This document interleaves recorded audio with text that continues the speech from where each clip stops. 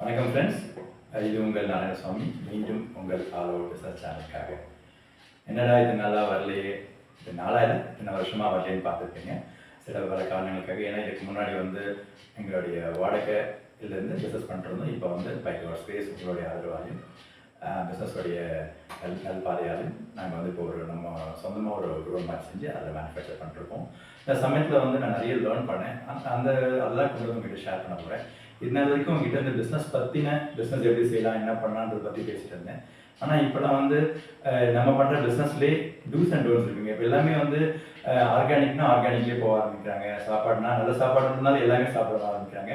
அது நாங்கள் இப்போது இந்த 2 வருஷமாக நிறைய பேரை பார்த்துட்டு இருக்கேங்க. ஒரு சின்ன உதாரணம் சொல்ல போனால், ஒருத்தர் வீட்டுக்கு வந்தார், அவருக்கு சுகர் இருக்குது.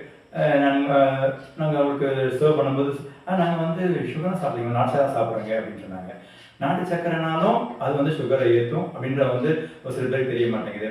அதே மாதிரி நிறைய பேர் என்ன பண்ணுறாங்க, தனக்கு ஒரு உடம்பு சரியில்லை, ஒரு இது இருக்குங்க, ஒரு சில வியாதிகள் இருக்குன்னா அவங்க சாப்பிட்ற அதே சாப்பாட்டை மற்றவங்களுக்கு பரிந்துரை பண்ணுறாங்க.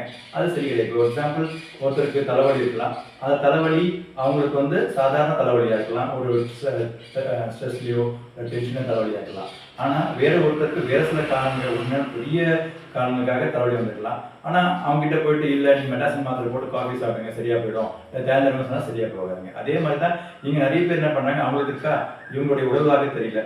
ஏன்னா இன்னைக்கு பார்த்தீங்கன்னா ஆயுர்வேதாவில் நம்ம உடம்பை 3ஆக பிரிப்பாங்க. பித்தம், கபம், வாயுன்னு சொல்லி பிரிப்பாங்க. அந்த 3 பேஸ் பண்ணி தான் ஒரு உடம்பு இருக்குது. அதை பேஸ் பண்ணி தான் ஃபுட் ஐட்டம்ஸ் இருக்குங்க. இப்போ ரொம்ப கபம் இருக்கவங்க நிறைய கோல்ட் ஃபுட் சாப்பிட்டாங்கன்னா அவங்களுக்கு சீக்கிரமாக கோல்டு பிடிக்கிற வாய்ப்பு இருக்குது. அந்த ஒரு அடிப்படை விஷயங்கள் தெரியாமல் நிறைய பேர் அவங்க சாப்பிட்றாங்க. அவங்க வியாதி குணமாக சொல்லிட்டு அதே அரிசிங்க சாப்பிடும்போது கம்பல்சரி அவங்களுக்கு அந்த குணமும் ஆகாது, ப்ளஸ் வேறு சில சைட் எஃபெக்ட்ஸாக கொடுக்கும். நல்ல உணவாக இருந்தால் கூட அவங்களுக்கு உடல்வாக தெரியாமல், அதோடைய இது புரியாமல், அதோடைய எப்படி சாப்பிடணும்னு தெரியாமல், அவங்க இப்போ ஒரு மருந்து எப்படியோ அவங்க உடம்புக்கு ஏற்ற மாதிரி இது ஒரு அளவு தருவாங்களோ அதே மாதிரி உணவு கூட பார்த்தீங்கன்னா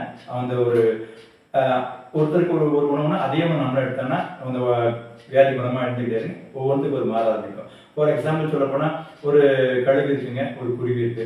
இப்போ குருவி கழுகு மாதிரி ஆகணும்னா அதுக்காக அந்த குருவி போயிட்டு ஒரு பாம்பை சாப்பிட்டு வச்சுக்கோங்க, அது ஆகாது. அது குருவி அதோடைய உணவான இதான் சாப்பிடுவாங்க. அந்த ஒரு தானியமோ இல்லை வேறு மாதிரி அரிசி வகைகளோ இல்லை தானியம் சாப்பிட்டா மட்டும்தான் அது உடம்பு சரிக்கும், அது உடம்பு ஜீரணமாகும், அதால் உயிர் வாழ முடியும். அது போய் நான் கழுகு மாதிரி ஆகணும் இல்லை கழுகு மாதிரி மேலே பறக்கணுன்றதுக்காக போய் பாம்பை சாப்பிட்டுட்டு வேறு சாப்பிட்டா அதுக்கு அதிகம் தட்டி வேறு மாதிரி பிரச்சனை தான் வர ஆரம்பிப்பாங்க.